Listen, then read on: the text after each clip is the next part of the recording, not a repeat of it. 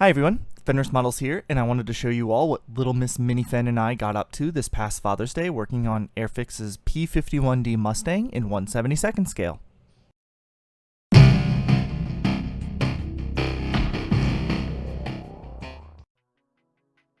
If you recall, back in April I released a build video with my little one where we made up a custom painted Mark 1A Spitfire. We had so much fun with it that she's been begging and begging and begging for us to do another. And I figured it would make an excellent Father's Day activity, so that's what we did.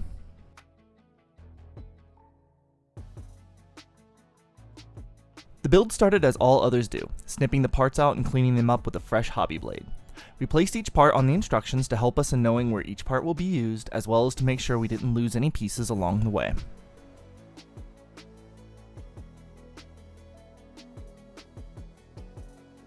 As you can see, little one was so patient here. She wanted to use the knife herself, but understood that it was quite sharp and therefore, begrudgingly, allowed me the privilege of tending to the task. Assembly itself went pretty smoothly, as Airfix starter sets tend to. The instructions on this kit are neat, clear, and very easy to follow.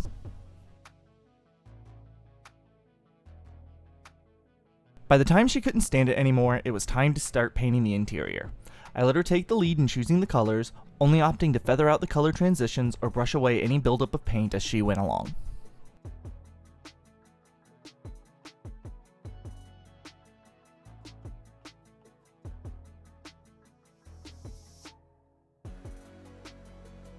I very much like the wide array of bright colors she chose for this.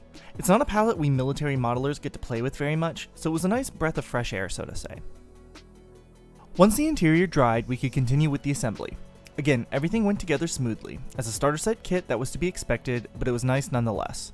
Especially when you have an excited 4-year-old wiggle squirm in your lap just itching to paint some more. Before the wings could be assembled, there were a few holes that needed drilling for the pylons that carried the drop tanks. I first drilled one half of the holes for her to see how it was done, then Miss Mini-Fen took over and got the others completed. Once everything was assembled, we could move on to getting the pilot painted up. We were already playing with such a bright palette, but the little one decided she needed to be painted up in a rainbow scheme.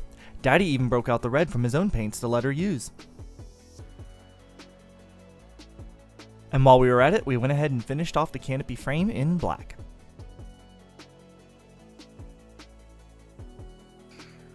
Now it's time for the best part, painting. Similar to last time, I just let her go to town with whatever colors her little heart desired. The orange blend on the starboard wing she kept calling lava red. I did take the time to help blend and smooth out the brushstrokes, but the majority of it was all her. To be honest, it's quite nice to break away from the same old color schemes.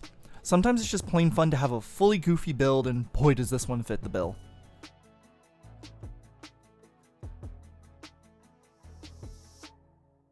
I'm sure some of you have noticed an interesting technique she was using.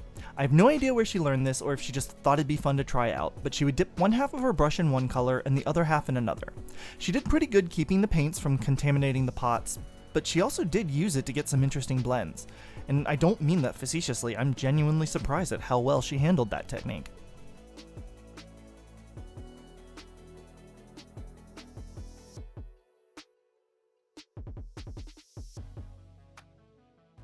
After a coat of Mr. Super Clear Gloss Varnish, we can move on to the decals.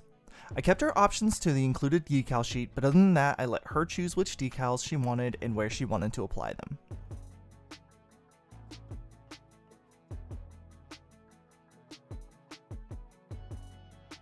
The decals are Airfix's usual fare, in other words, cartograph. Just a quick soak in some warm water, they were ready to apply. A cotton bud was run over the decals to squeeze out any excess water underneath, and then they were left to dry.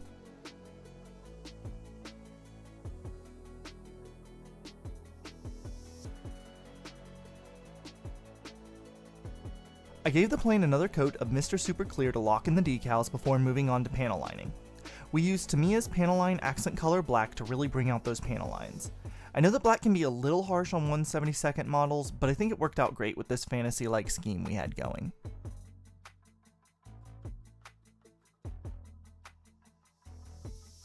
The accent color was simply touched to a panel line, and capillary action did all the work pulling the color along the panel line.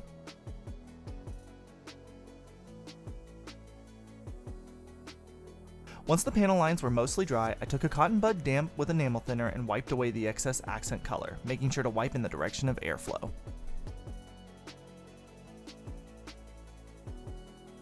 And there we go, Miss Mini-Fen's own personalized 1/72nd Mustang from Airfix.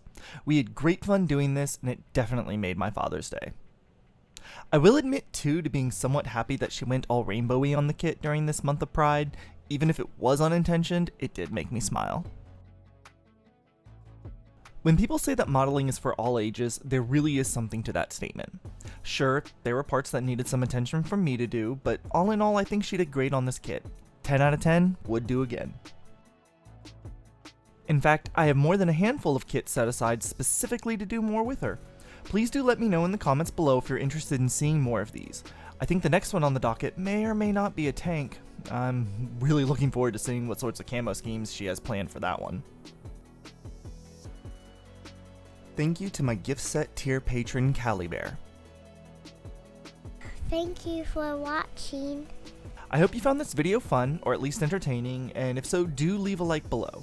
Likes and comments go a long way to helping this channel grow, and you have my eternal gratitude for each and every one.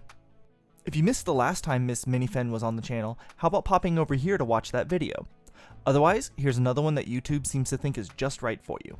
Either way, stay safe and keep modeling.